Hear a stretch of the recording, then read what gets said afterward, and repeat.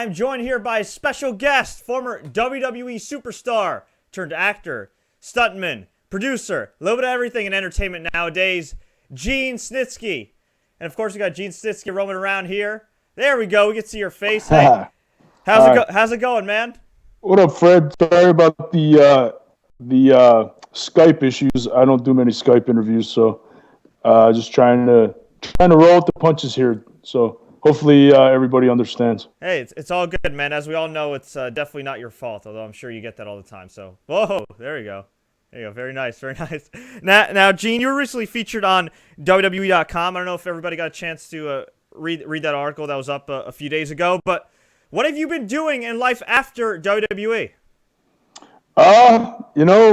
Getting back into the acting. I was actually acting before I got into WWE. A lot of people think I just started as a wrestler, but I was actually a full-time actor before I signed with WWE. I did some Bollywood stuff. I did some commercial work throughout Europe, some music videos, stuff like that. So I was actually getting my foot in the door in the acting business when my wrestling career took off. So I kind of had to put that on the back burner. And now that I'm not with WWE anymore, I'm pretty much doing it full time now and still wrestling on the weekends. Very nice, very nice. Now, I understand you got a couple things on your plate. You got a movie called Manhunt. You were recently in a special for Power Rangers, and you got a potential pilot being shopped around. Can you tell us about that? Yeah, the horror movie I'm co-producing is called Manhunt. Like you said, it's being directed by Jay Lee, who did Zombie Strippers with Jenna Jameson and Robert Englund. He also co-wrote it, and just really busy trying to get that produced right now, and also signed on for a TV show called The Familia, which is going to be like a mobster TV show, which is being shopped around right now, and I play a Russian mobster in that one. And I just shot a Power Rangers fan film, which will be out in April, I believe, and I played one of the Silver Guardians. I was the leader of the Silver Guardians, and I did a real cool scene with the Blue Ranger, and did some stunt work as well. So, just doing a movie in England as well called Rumble Rama for a gentleman by the name of Andrew Carson. He Devon Dudley's in it, and Lloyd Anawai from the prestigious Anawai family. His dad trained me, and his dad's Afa Anawai from the Wild Samoans, and The Rock's uncles. So that's where I trained in wrestling. And yeah, so I got a lot of stuff coming up, just trying to stay busy and get all these projects taken care of. And, that's about it. Very, very cool. Now, you did also graduate from Mizzou, and it seems like, as you mentioned before, something that people didn't know, you had an acting career prior to going to WWE. So when you were unfortunately released, I believe back, was it 08, 09, did you have a backup plan already set, or did it kind of blindside you? No, we parted ways on good terms. I mean, I had a meeting with Vince and just pretty much told him, look, I'm not a bench warmer. I never was. My whole athletic career, I was always a starter. I was always the man. So if I wasn't going to be the man and they weren't going to give me a chance to run with the ball, then I'd rather not be there. I basically told them, I'm not here to collect a check. I'm here to produce. And if you're not going to let me produce, then, I don't want to be here. I mean, I'm not the type of guy that sits on the sidelines and watches the show. So, went back and forth with creative for 6 to 8 months, and nothing seemed to click with them, and just didn't seem like they really were motivated to do anything with me. So I had to take it upon myself to talk to the owner, and I went straight to Vince and told him how I felt. And unfortunately, I guess he didn't feel the same way I did, and I got released. But I left on my terms, and I said what I had to say, so I can look at myself in the mirror every day and know I did what I had to do. So yeah, and again, you said it yourself, you didn't want to be a bench warmer, but even though you didn't rise up to the main events, you still had a memorable run in WWE. And back in the early mid-2000s, there was a huge turnover rate. I mean, I remember guys like the Dicks were around for a cup of coffee, the Gemini. There was some obscure Hade Vanson promo. You managed to make an impact and have a really memorable run in WWE. What was it like back then? It seemed like it was definitely sink or swim. It seemed like they would just take a piece of spaghetti and throw it, and see if it would stick, kind of thing. But fortunately, I was involved in a real cool storyline, and the fans, really hated me, and I was the ultimate bad guy. So, I just kind of ran with it. Like I said, give me the ball, I'll run with it. I'll make a pile of shit look like a pile of roses. Is just what I do. I mean, I'm good at what I do. I'm very confident in my abilities. Fans only saw the small portion of what I could do because of my character, but you know Yeah. there's still a lot left in the pot. And I could go. I've always gone. It's just the way they had my character was I was just coming out and a psychopath crazy guy. But I do a lot of other stuff as well. If people saw me wrestle on the indies, they wouldn't even believe it was the same guy because I do so much more, and I do a lot of comedy stuff and just off the wall stuff. But I look at it this way: it's their loss. No matter what they gave me storyline wise, I turned it into gold. So, fortunate enough now that, people still talk about my storyline with Kane and Lita. And, 10 years later, we're still talking about it. They just did a huge feature on me on WWE.com. And, everybody's, refreshed their memory now, and everybody's texting me and Twittering me and Facebooking me. And so it's cool. It's nice to be remembered for what I did. And, I'm proud of everything I did. And, I gave everything I got to the WWE. So, And why do you feel like nowadays there's a lack of memorable mid-carders? Yeah, you still got the old favorites like Kofi around, but for the most part, I feel like, nothing against some of these guys that are currently on the roster, but I feel like if you release some of them tomorrow, you know what I mean, there wouldn't be too much, fan outcry for them. Do you feel like it's tougher for guys these days to stand out due to the whole creative process, or is it just the current climate in wrestling where there's not a lot of stars? To be honest with you, I don't really watch the show every single week, so I don't really know what's going on with people as far as storyline. But the whole thing with WWE is when Vince wants to make you a superstar, you're a superstar. It's that simple. That's how the WWE operates. When he takes a guy and he's behind a guy, they're top stars. It's just the way it is. So, everybody, when I was there, everybody seemed to at least get a shot, and they did stuff with you, and then then you didn't do something. It was up and down, but I can't really speak for today's product. I still some of the guys and I'll post here and there, but as far as keeping 100% up with the product, I can't honestly say I do that. But from what I see, from top to bottom, the show's pretty good when I watch it. I can't say anything bad about it. It's it is what it is. There's top guys, there's other guys, and it's just the way it is. I don't like to throw around the term mid-carders and stuff like that because to get to the WWE, you have to be an outstanding athlete. So mid-card to me is a slap in the face when you call somebody a mid.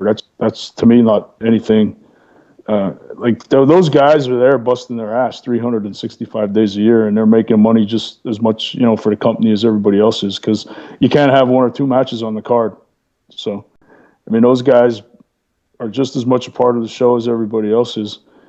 But I don't know. It's tough to say. It's some guys get thrown into the top spots, then they come back down and do fourth or fifth matches on the show. It's hard to say. I don't know, but obviously John Cena carries the company, and they're always going to have him at the top spot because he just makes the most money. And, John's a great guy. I love John to death. I just saw him Saturday night. I popped into the Reading show in Pennsylvania here to say hi to everybody. But, it's just the nature of the beast. It's the way it's been. It's the way it always will be probably. And, there's only, 7 or 8 matches on every show. So they have to have one main event and 7 matches leading up to it. So, it's just the way it is. Hey, well said. Well said. Now, I'm just curious on your opinion on, I don't know if you caught the Royal Rumble last night. I saw you tweeting a little bit about it, but just, I don't know how much you've seen of Daniel Bryan, but I'm just curious of your opinion on him and kind of his popularity, because there's a lot of people that really do want to see him in the main events right now. All the times I've met him, he's been super nice to me, very cordial, nice guy. Personally, I'm not a huge fan of that style. I'm more like when I started watching wrestling back in the day, it was all the larger than life characters, the over the top theatrics, all that. Like, I'm more into that kind of stuff. But away from him, obviously the fans behind him, and that's what matters. But I don't know. I'm more into the like the characters. You know what I mean? Like the Wyatts and that type of stuff. Like that's more my cup of tea. I like seeing like the creepy guys and crazy over the top characters that have like crazy outfits or the crazy mix and stuff like that. Because that's what always entertained me most when I was a fan watching it as a kid. Like I can remember flipping through the channels and seeing Hulk Hogan and being like, "Wow, that's cool." He'd be out there, doing his promos and just larger than life character, just being crazy. And I was like, "Man, that's great." That's what attracted me to wrestling. So as a fan from that era, I mean, that's what I like. But it's a different era now, and obviously people like him. He's getting a great reaction, and more power to him. I think it's great for him.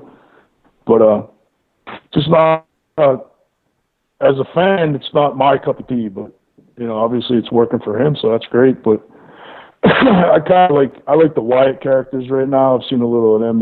That's a cool gimmick. I like that.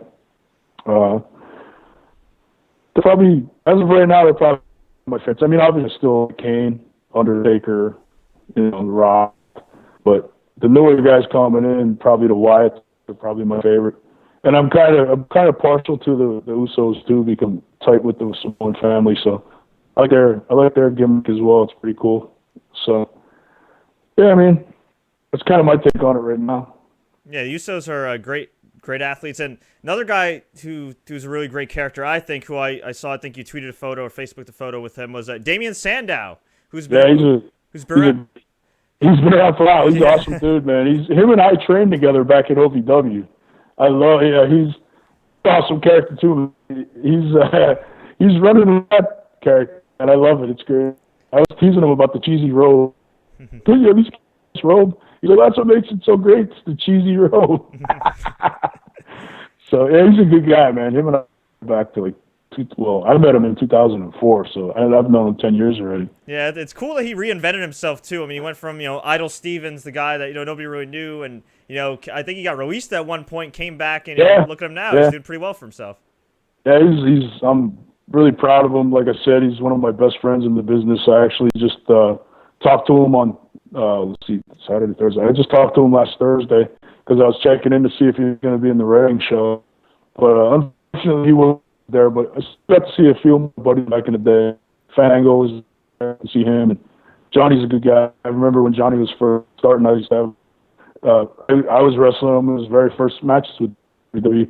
So it was cool to see him, and Glenn was there, Kane was there.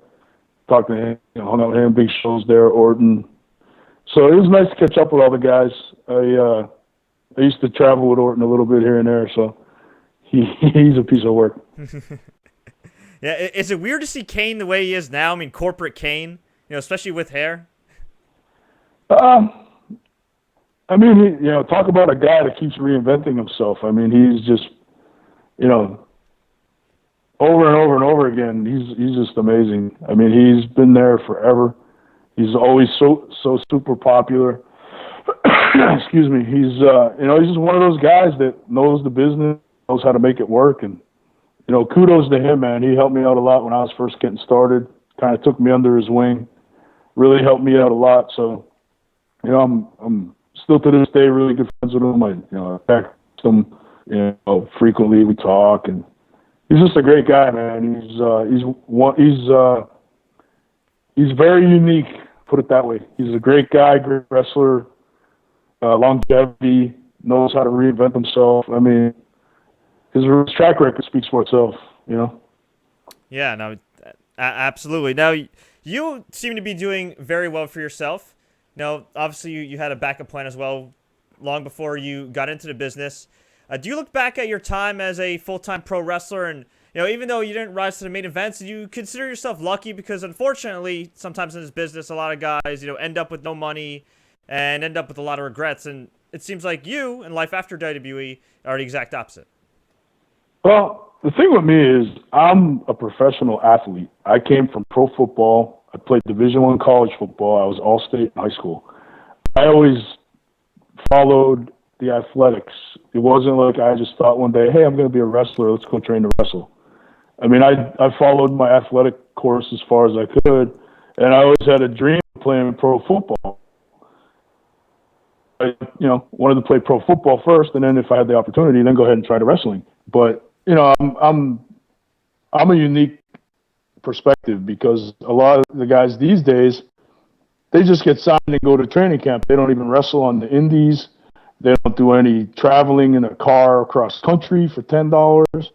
It's just a different ball game these days. Back when I was, I came out of Missouri. I went to the Chargers. I played a little bit with the Chargers. I tore my ligament, while I was with them. So then, I kind of ended my football for a little while. But, you don't see that with guys these days too often, coming off like football careers or, out of other sports careers. Now it's just like guys pop into wrestling, they go to training camp, and then they wrestle. It wasn't like that back when I was breaking into the business. A lot of guys came from football. A lot of guys came from other sports, real athletes. Not saying the guys today aren't real athletes, because obviously you have to be an awesome athlete to do what we do, but just more of an athletic background. There was a lot, like Olympic wrestlers back then, like Kurt Angle and, all that kind of stuff. I don't know. It just seems like it's a different crew of guys these days. They just kind of, get signed to WWE. They have a good look. They develop them a little bit, and then they throw them on TV. Yeah. It really does. It wasn't like that back when I started. Guys were doing dark match after dark match. They'd go on the road for a little bit, then they go back to Louisville, then go back and do more dark matches. And, it's just I can't speak from an insider's perspective because I'm not there anymore, but from what I'm seeing and, hearing, it seems like, guys get signed and then they go right to developmental. And then, next thing you know, they're on TV. And, like, when I started, I was driving to Pittsburgh. I was driving to Washington, D.C., to Maryland, to New England, to Jersey, all over the place, North Carolina, just to gain experience and, all that kind of stuff. I mean, it's just, like anything else, man. It just changes with time. But I mean, that's the major difference that I see. Have you had a chance to go to the Performance Center? I heard it's a hell of a facility. No, I haven't. I don't get down to Florida too often, but yeah, it's the pictures that I've seen and the people I've spoke to, it's unbelievable. But they got, they have the resources to do that. I mean, it's it's probably the best gym in the country, to be honest with you. Looking at it, I mean, it looks like they got that's Vince's thing. Vince likes, to work out. He's a workout fanatic. He's in great shape. So, one of the coolest things I've ever got to do was work out at the WWE headquarters gym. They have a sweet-ass gym down in the basement of the headquarter building in Stamford. That's nice. I worked out there a few times, and that was, super cool to be able to get a workout in. That's awesome. Yeah, that Performance Center looks like they could have the freaking, NFL Combine there. I mean, it's... Yeah, it's unbelievable. Yeah, they don't... Vince doesn't do anything half-assed, that's for sure. When he does it big. Definitely. And as a former football player, I'm just curious on your take on the state of pro football. I mean, do you think they're making the necessary changes for player safety, or do you think it's gone a little too overboard where it's almost like I feel like at times they've eliminated the concept of defense? Yeah, I mean, I think they're getting a little carried away with it. Before you know it, it's going to be flag football. It's getting ridiculous. You can't do this, you can't do that. It's guys. When guys sign up to play football, they know what they're getting into. It's not tiddlywinks.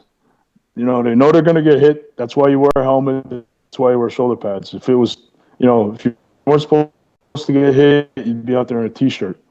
So, I mean, I don't know. Coming from the coal regions of Pennsylvania where football is like life and death, it's kind of, they're taking the, I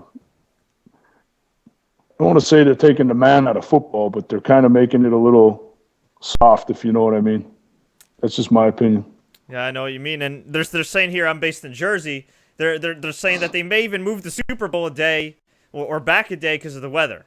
I've heard that. Yeah. I've heard that. Yeah. Well, that's their decision. What are you going to I do. Yeah. As the saying goes, you can't fight City Hall. Yeah, exactly. Now, do you have some time to take some quick fan questions? Yeah, sure. Awesome. All right. George asks, what are your thoughts on the WWE Network, and do you think it could open the door for actors like yourself to star in WWE productions or perhaps series that WWE ends up purchasing? Yeah, I think it's a great idea. I was pretty stoked when I heard about it, actually, because now people will get to see me in another platform. Because I heard they're going to play all the old pay-per-views and all the old shows. So, that'll be awesome. That's better visibility for me, better visibility for the company. So I think it's definitely going to be a great fit for WWE, and I'm wishing them a huge success with it. And, I think, yeah, I mean, it's definitely going to open doors for programming because they have to have programming 24 hours a day. So you're going to see, TV shows and original programming. So in my mind, that benefits everybody. All right. Neil asks, can you tell us about the rumor of you being Alex Rodriguez's bodyguard? That's very true. I did bodyguard work for him for days over the summer while he rehabbed for the baseball team. Okay, oh, sorry about that. Yeah, you froze for a second there. That's true. I said it's true. I worked a 4-day detail with him over the summer while he was rehabbing. Very nice, very nice. Yeah. Now he's getting really vilified in the media. Now whether he did or didn't do whatever he's being accused of, they're making him sound like the worst person in the world. I mean, he seems like a decent dude, just a guy that obviously isn't the media's darling at the moment. No, he was super cool. I was actually surprised, but I just kind of went in there with no preconceived notion and just, Yeah. well, he's just like any other guy. Yeah. Just gets paid a lot more money. That's all. Exactly. All right. Eugene asks, another Gene, is it ever your fault? Nope. It's not my fault. Very nice. Ever. Did you ever see that picture that was floating around the internet? It was like a fake ad for Gene Snitsky condoms, and it said, if you make a mistake, it's never your fault. Yeah, I actually have a condom T-shirt up. It's through Unpaved Clothing, and it's tremendous. You got to check it out at unpavedclothing.com. It's under Snitsky Swag. It's the official Snitsky condom shirt, guaranteed to work 50 to 60% of the time. That's one shirt I have to check out. All right, this person asks here, what are your thoughts on mixed martial arts, and do you see it hurting professional wrestling? I think it's great. I mean, I trained jiu-jitsu with a buddy of mine. He's a black belt, and he runs a school in Nesquehoning, Pennsylvania called Cole Kicking Martial Arts, Kevin Dillon. If anybody's listening that's in the area, stop by, tell him I said hello, and tell him that I sent you. You will get a discount, but if you don't, it's not my fault. But, yeah, I mean, it's great. It's a good workout. It's always good to have self-defense in your repertoire because you never know when you're going to need it, especially if you're a woman. Yeah, I don't think it's going to hurt wrestling at all. I mean, wrestling's ratings are pretty steady at 4.1 to 4.5 million people watching it a week, so I haven't seen any reason to believe otherwise. But, I mean, everybody knows wrestling's entertainment. Everybody knows MMA's, real competition. So it's not like we're trying to pull the wool over anybody's eyes. People know what it is. But there's a lot of crossover fans. I mean, a lot of guys that I train with in the martial arts are, huge wrestling fans. So, I think the business will actually benefit everybody. Because the more people are talking about stuff, the better it is for everybody else. Okay, all right. This is a bit of an awkward question. But hey, we are about the fans here, so I am going to ask this anyway. All right, this person asks, do you really have a foot fetish, or was that just a storyline? No, I do have a foot fetish. Yeah. So you and Tony Atlas must get along pretty well. No. Tony Atlas is more into people kicking him in the face and standing on his face. That's not my cup of tea. Okay. I'm sure you've been asked this a million times, so my apologies. But what was your reaction when Vince McMahon or Kevin Dunn or whoever went up to you and said, "Hey, Gene, you gotta dye your teeth yellow"? I don't know where that story comes from because I never dyed my teeth yellow. It was a simple little enamel that I would paint on my teeth for the show, and then after my match was done, I'd just brush my teeth and it would come right off. So I don't know how that ever got started, but my teeth were never dyed. They're perfectly pearly white. So I don't know how that started, but it's totally false. They were not dyed. They were not dyed in any way, shape, or form. Good to know.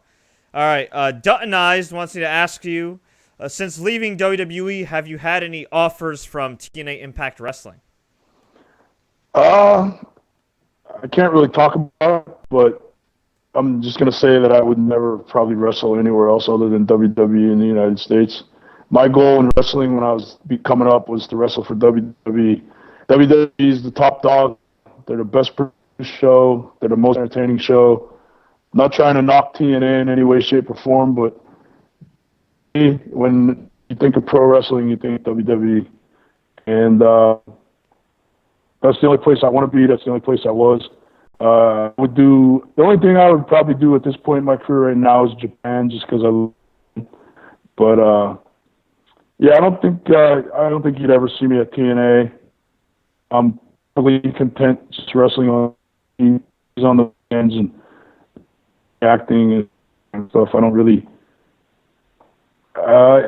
You can never say never in the wrestling business, but I can pretty much say right now you'll never see me at TNA.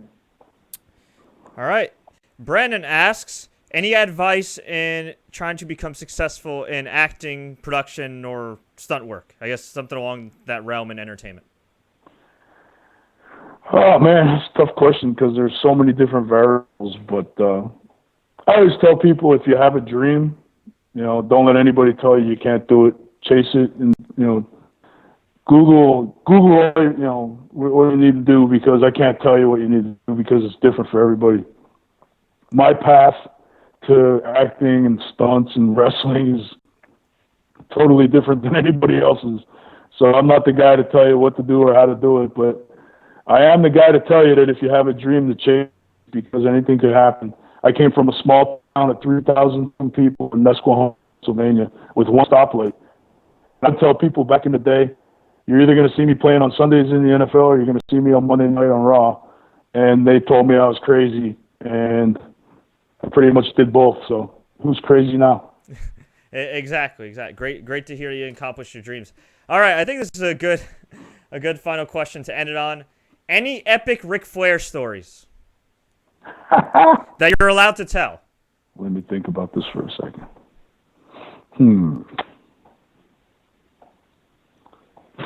Epic Ric Flair stories.